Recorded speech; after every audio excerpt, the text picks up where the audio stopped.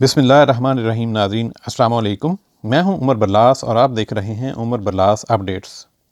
ناظرین، ہم نے منتخب احادیث کے واقعات کا ایک سلسلہ شروع کیا ہے۔ یوں تو آپ نے مختلف مذہبی رہنماؤں سے یہ واقعات سن رکھے ہوں گے، لیکن یہاں پہ ہم نے احادیث کے واقعات کو ریفرنس کے ساتھ منون پیش کیا ہے۔ اس میں اپنی طرف سے کچھ بھی اضافہ یا کاٹ چھانٹ نہیں کی ہے۔ ہر واقعہ میں ہمارے لیے سیکھنے اور عمل کرنے کے لیے بہت کچھ ہے۔ امید ہے آپ کو یہ ہمارا نیا سلسلہ پسند آئے گا۔ ناظرین، آج کا حدیث کا خوبصورت واقعہ کچھ اس طرح ہے۔ عروہ بن زبیر نے خبر دی کہ نبی کریم صلی اللہ علیہ وسلم کی زوجہ مطہرہ حضرت عائشہ رضی اللہ عنہا نے بیان کیا کہ میں نے جب سے ہوش سنبھالا تو اپنے والدین کو اسی دین اسلام کا پیروکار پایا۔ اور ابو صالح سلیمان نے بیان کیا کہ مجھ سے عبداللہ بن مبارک نے بیان کیا، ان سے یونس نے اور ان سے زہری نے بیان کیا کہ مجھے عروہ بن زبیر نے خبر دی، اور ان سے عائشہ رضی اللہ عنہا نے بیان کیا کہ میں نے جب ہوش سنبھالا تو اپنے والدین کو دین اسلام کا پیروکار پایا۔ کوئی دن ایسا نہیں گزرتا تھا جب رسول اللہ صلی اللہ علیہ وسلم ہمارے یہاں صبح و شام دونوں وقت تشریف نہ لاتے ہوں۔ پھر جب مسلمانوں کو بہت زیادہ تکلیف ہونے لگی تو ابو بکر رضی اللہ عنہ نے بھی ہجرت حبشہ کا ارادہ کیا۔ جب آپ برق الغماد پہنچے تو وہاں آپ کی ملاقات قارہ کے سردار مالک بن دغنہ سے ہوئی۔ اس نے پوچھا، ابو بکر کہاں کا ارادہ ہے؟ ابو بکر رضی اللہ عنہ نے اس کا جواب یہ دیا کہ میری قوم نے مجھے نکال دیا ہے، اور اب تو یہی ارادہ ہے کہ اللہ کی زمین میں سیر کروں اور اپنے رب کی عبادت کرتا رہوں۔ اس پر مالک ابن دغنہ نے کہا کہ آپ جیسا انسان اپنے وطن سے نہیں نکل سکتا اور نہ اسے نکالا جا سکتا ہے، کہ آپ تو محتاجوں کے لیے کماتے ہیں، صلہ رحمی کرتے ہیں، مجبوروں کا بوجھ اپنے سر لیتے ہیں، مہمان نوازی کرتے ہیں اور حادثوں میں حق بات کی مدد کرتے ہیں۔ آپ کو میں امان دیتا ہوں، آپ چلیے اور اپنے ہی شہر میں اپنے رب کی عبادت کیجیے۔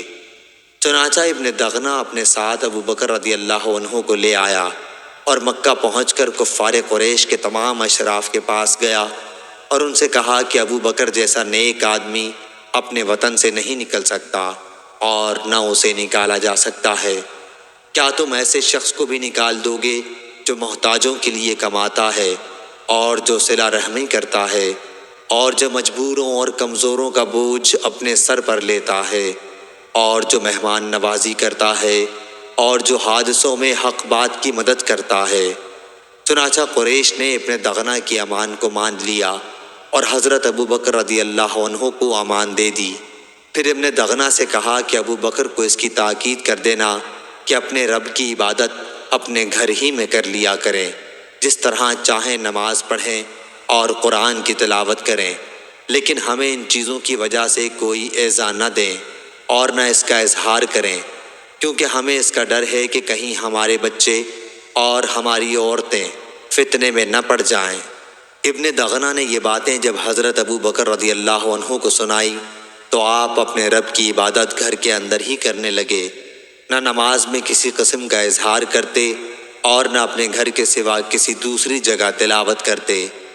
پھر حضرت ابو بکر صدیق رضی اللہ عنہ نے کچھ دنوں بعد ایسا کیا کہ آپ نے اپنے گھر کے سامنے نماز کے لیے ایک جگہ بنا لی۔ اب آپ ظاہر ہو کر وہاں نماز پڑھنے لگے اور اسی پر تلاوت قرآن کرنے لگے۔ بس پھر کیا تھا، مشرکین کے بچوں اور ان کی عورتوں کا مجمع لگنے لگا۔ سب حیرت اور تعجب کی نگاہوں سے انہیں دیکھتے۔ ابو بکر رضی اللہ عنہ بڑے ہی رونے والے تھے۔ جب قرآن پڑھنے لگتے تو آنسوؤں پر قابو نہ رہتا۔ اس صورتحال سے اکابر مشرکین قریش گھبرائے اور سب نے ابن دغنہ کو بلا بھیجا۔ ابن دغنہ ان کے پاس آیا تو ان سب نے کہا کہ ہم نے تو ابو بکر کو اس لیے امان دی کہ وہ اپنے رب کی عبادت گھر کے اندر ہی کریں گے، لیکن وہ تو زیادتی پر اتر آئے اور گھر کے سامنے نماز پڑھنے کی ایک جگہ بنا لی ہے۔ نماز بھی سب کے سامنے ہی پڑھنے لگے ہیں اور تلاوت بھی سب کے سامنے کرنے لگے ہیں۔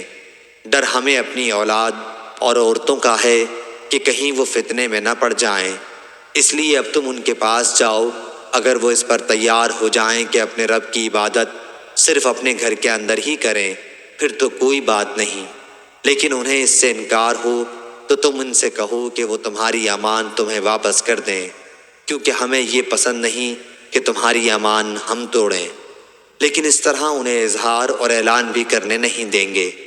حضرت عائشہ رضی اللہ عنہا نے بیان کیا کہ اس کے بعد ابن دغنہ حضرت ابو بکر رضی اللہ عنہ کے پاس آیا اور کہا کہ آپ کو معلوم ہے وہ شرط جس پر میرا آپ سے عہد ہوا تھا، اب یا آپ اس شرط کی حدود میں رہیں یا میری امان مجھے واپس کر دیں، کیونکہ یہ میں پسند نہیں کرتا کہ عرب کے کانوں تک یہ بات پہنچے کہ میں نے ایک شخص کو امان دی تھی لیکن وہ امان توڑ دی گئی۔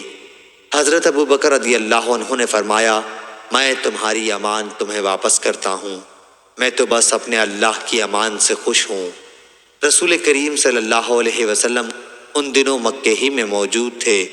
آپ نے فرمایا کہ مجھے تمہاری ہجرت کا مقام دکھلایا گیا ہے، میں نے ایک کھاری نمکین زمین دیکھی ہے جہاں کھجور کے باغات ہیں اور وہ 2 پتھریلے میدانوں کے درمیان میں ہے۔